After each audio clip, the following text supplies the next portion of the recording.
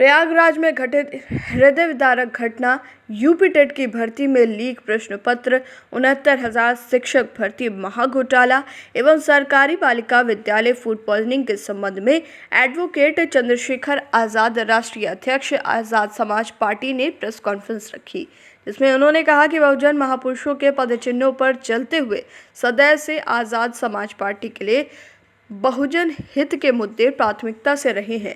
इसी संदर्भ में भाजपा के कुशासन के कारण प्रयागराज में घटित हृदय विदारक और निर्मम हत्याकांड और बलात्कार की घटना से सरकार की दोगली नीति और नीयत का पता चलता है तथा चरमराई कानून व्यवस्था सरकार की पोल खोलते हैं।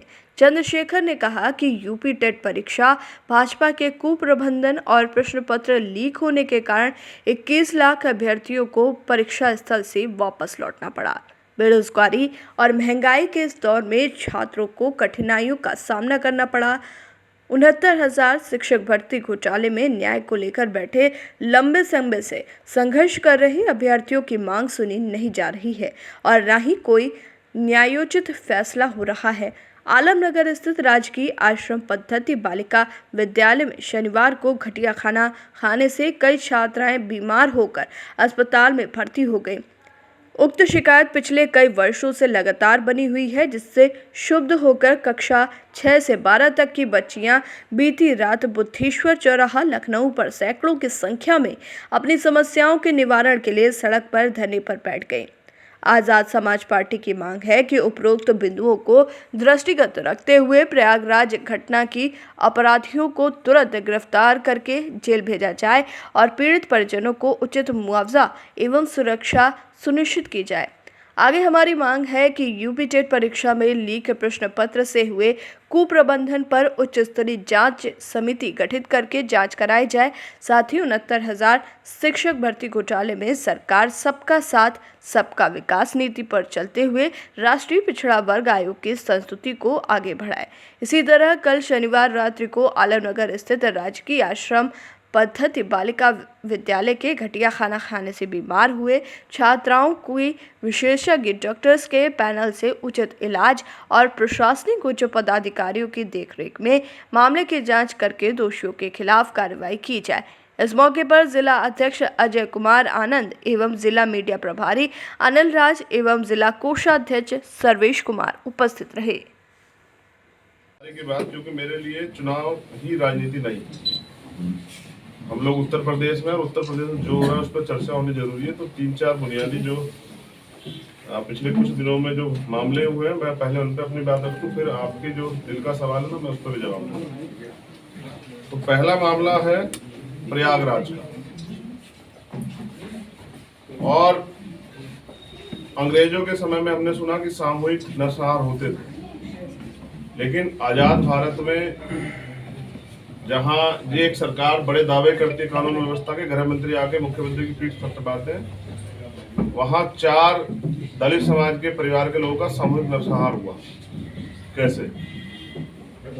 पहले एक बच्ची और उसके मां के साथ रेप किया गया, फिर उनके 10 साल के उस बच्ची के भाई उसके पिता की हत्या की गई, और सरकार को कोई दर्द नहीं। सरकार को मैं तो नहीं समझता कि सरकार ने एक सिंगल स्टेटमेंट जो है इस मामले पर दिया हुआ। मुझे लगता है कि इस सरकार की नज़रों में दलित जो है वो जानवर से बढ़कर नहीं है। अगर शायद 4 गाय वर्गी होती तो हल्ला होता, लेकिन कोई हल्ला नहीं, बिल्कुल शांति है। तो इसका मतलब ये है कि उत्तर प्रदेश में दलित अपनी राजनीतिक पहचान खो चुके हैं, जिसका खामियाजा ये है कि उनकी हत्याएं हो रही हैं, 2-2 महिलाओं के साथ रेप और उनकी हत्या होती है। ऐसे मामले पे कोई ठोस कार्रवाई नहीं होती।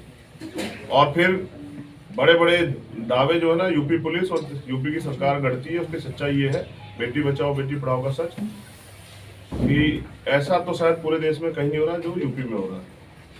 दूसरा, आज जो सबसे महत्वपूर्ण हुआ, युवाओं की समस्या सबसे ज्यादा महत्वपूर्ण है, बेरोजगारी और युवा क्या सोच रहे हैं। और युवा क्योंकि 51% आबादी भी है, वो तय भी कर सकते हैं कि अगर उत्तर प्रदेश के युवा तय कर ले कि हमें सरकार बदलनी है या किसी की बनानी है तो बन जाएगी। यूपी टेट का आज पेपर था, पिछली कई भर्तियों की तरह आज वो पेपर भी लीक हुआ। और मुझे लगता है सरकार को सुरक्षा व्यवस्था में प्लम्बरों की भी जरूरत है कि प्लम्बर भी लगा दे, तो पेपर कभी भी लीक हो सकता है। ये उत्तर प्रदेश की वो कानून व्यवस्था है जिसके खुदाई दावे जो है ना, और वो पूरे देश में उसके बैनर पोस्टर लगा के किए जाते हैं, जिसपे जितना खर्चा जो है ना सरकार वो माहौल बनाने में और अपना प्रचार प्रसार करने में खर्चती है। अगर वो इतना बुनियादी रूप से काम करती तो शायद ऐसा नहीं होता। पहले पेपर कैंसिल हो जाते थे, पेपर लीक हो जाते थे, फिर आरक्षण में घोटाले हो जाते थे, लेकिन अब देखिए यूपी टेट में 21,65,000 बच्चों ने आवेदन किया। आंकड़ा ये है कि 18 लाख बच्चे आज अपना काम छोड़ के निकले। उनमें कुछ बच्चे जो हमें से भी हैं, वो बच्चे एक महीने से 2 महीने से इस पेपर की तैयारी के लिए अपना प्राइवेट काम छोड़ के, अपनी मेहनत मजदूरी काम छोड़ के इसकी तैयारी कर रहे थे, एग्जाम की घर आ गए थे। और वो किस तरह से उधार लेके किसी की गाड़ी मोटरसाइकिल रेंज करके पेपर की सेंटर तक पहुंचे और पेपर लीक हो जाता है। वो बच्चे जैसे आए थे उनके सपनों को कुचल दिया जाता है, वो उनके विश्वास को तोड़ दिया जाता है और वो फिर वापस मायूस होकर लौटते हैं। ये उत्तर प्रदेश की सरकार की कानून व्यवस्था, और जो पारदर्शी परीक्षा कराएंगे और सबका साथ सबका विकास करेंगे और यहाँ न्याय होगा, ये इसका सच्चा उदाहरण आज आपके सामने है। अब वो बच्चे अपने घर लौटेंगे, कैसे पहुंचेंगे, कड़कड़ ठंड थी, वो कैसे कहाँ रहे सरकार को क्या पता। सरकार ने रोजगार दिया तो उनको पता भी है। तो उन बच्चों के लिए भी हमें सोचना चाहिए। मैंने अपील भी की थी, ट्वीट के माध्यम से मुख्यमंत्री टैग करके पूछा था कि ये बच्चे जब दोबारा परीक्षा देने आएंगे तो ये जो खर्चा होगा, 1 महीना जो ये घर रहेंगे, इसको कौन उठाएगा। माँ बाप ने अब तो उधार लेके या मेहनत मजदूरी करके अपनी पेट काट के दे दिया, फिर दोबारा कैसे होगा सर। तो मुझे लगता है कि मुख्यमंत्री इस पर ठोस कदम उठाएंगे। वो बच्चे कहाँ रहेंगे, ये सरकार की फेलियर है, सरकार की नाकामी, सरकार जनशक्ति की नाकामी है।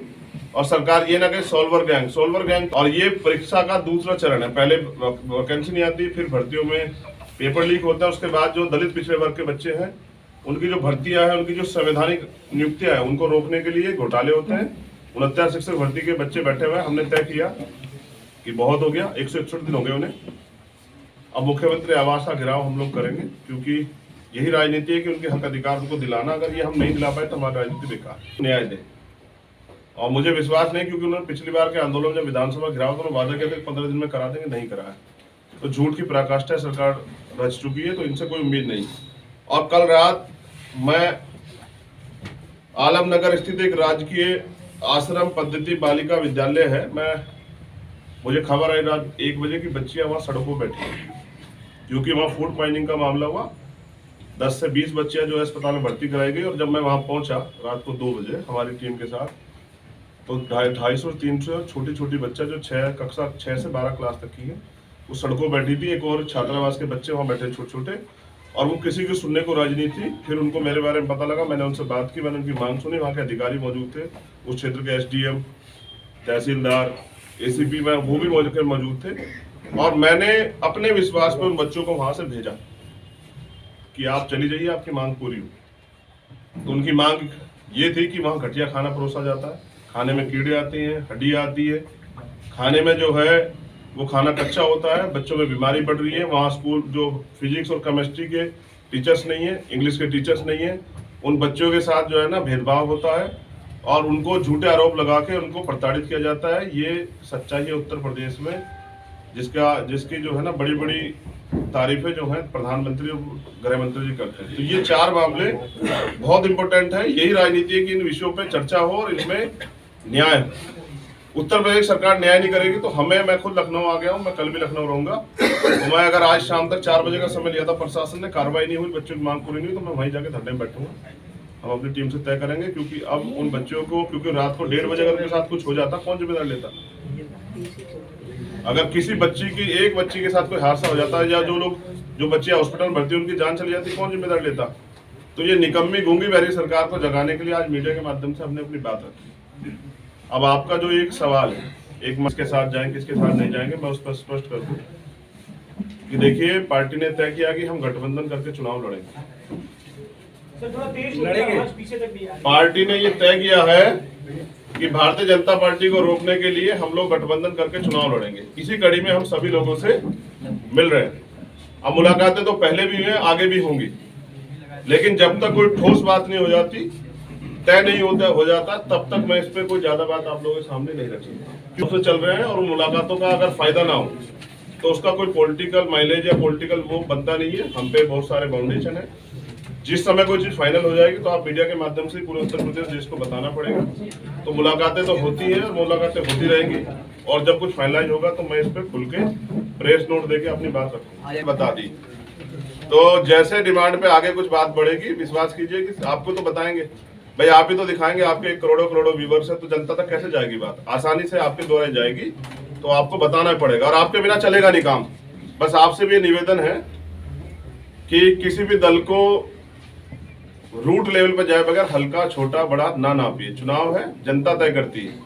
अगर 51% युवा अपने अधिकारों के लिए एक युवा के साथ खड़ा हो गया तो उत्तर प्रदेश में वो राजनीतिक परिवर्तन होगा जो भी नहीं हुआ। देखिए, हम बहुजन हिताय बहुजन सुखाय की राजनीति को सिद्धांत को फॉलो करते हैं। काशीराम साहब का जो सिद्धांत है उसको फॉलो करते हैं। मैं समझता हूं कि गठबंधन कॉमन मिनिमम प्रोग्राम और हिस्सेदारी पर होगा।